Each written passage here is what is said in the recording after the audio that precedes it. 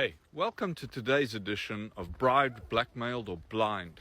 We're going to talk about Sir Keir Starmer, leader of the Labour Party, and until October the 7th, the runaway prospect for being the next Prime Minister of the UK.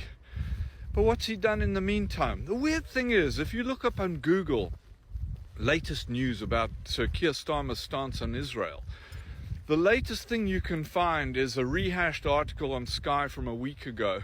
Everything else goes back to early November. In other words, he said, at least officially, as far as I can see, unless Google is wrong, absolutely fuck all about the Zionist genocide of Palestinians for close on 2 months.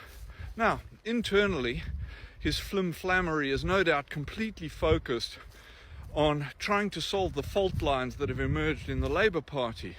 But for those of us who are just ordinary voters, all I can see, is a bunch of whataboutism and playing both sides, and both sides are evil, and all of this kind of thing, as if there's an equivalence between the Zionists he so clearly supported as he worked to oust Jeremy Corbyn from the party, and the calls from his Muslim wing and others with any kind of moral compass to support an immediate ceasefire and a resolution of this problem.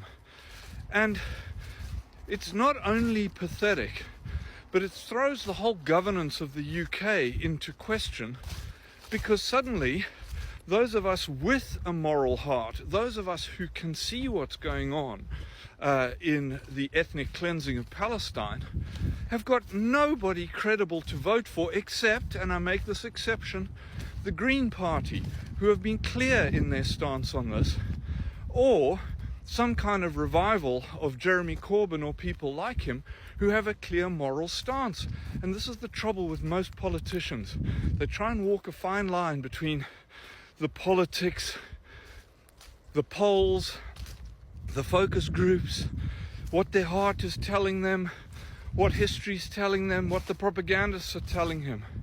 So here he is as a key participant in what was clearly, very clearly, an Israeli Zionist plot to get rid of Jeremy Corbyn by labeling him anti-Semitic.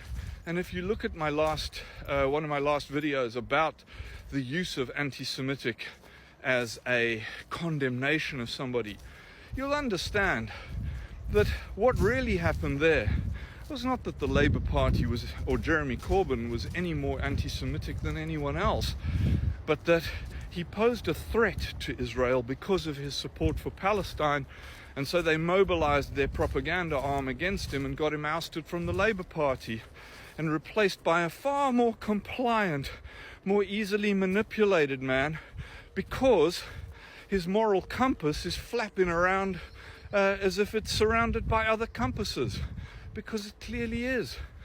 So Sir Keir Starmer is currently shutting the fuck up because he doesn't know what to say.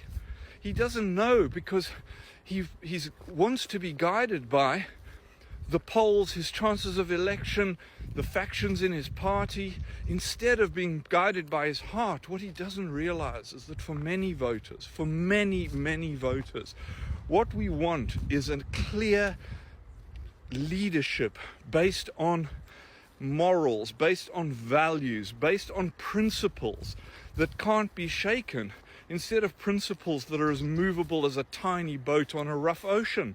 And that's what Keir Starmer is. Flim-flam, jump around, stay quiet, don't fucking say anything in case what you say alienates this faction or that faction.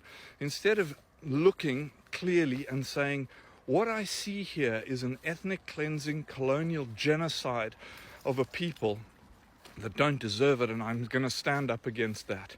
I'm going to take the moral stance and see what happens in terms of its impact on the Labour Party, because its principles were abandoned years ago under Tony Blair. Corbyn tried to bring them back, but you know what happened to him. So Keir Starmer, are you bribed, blackmailed, or blind? And again, as leader of the opposition, you must have access to information that means that you can't possibly be blind.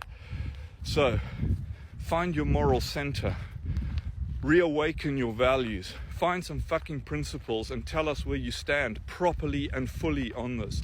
Because if it isn't behind the Palestinians and their freedom, most of us with a moral compass and principles are going to have to find somebody else to vote for. And with a bit of luck, your political flimflammery will be a footnote in history and you will never be Prime Minister. Yeah. Have you been bribed, blackmailed, or are you blind? That's the question you need to answer for us fucking quickly. Or retire and go off and do something else.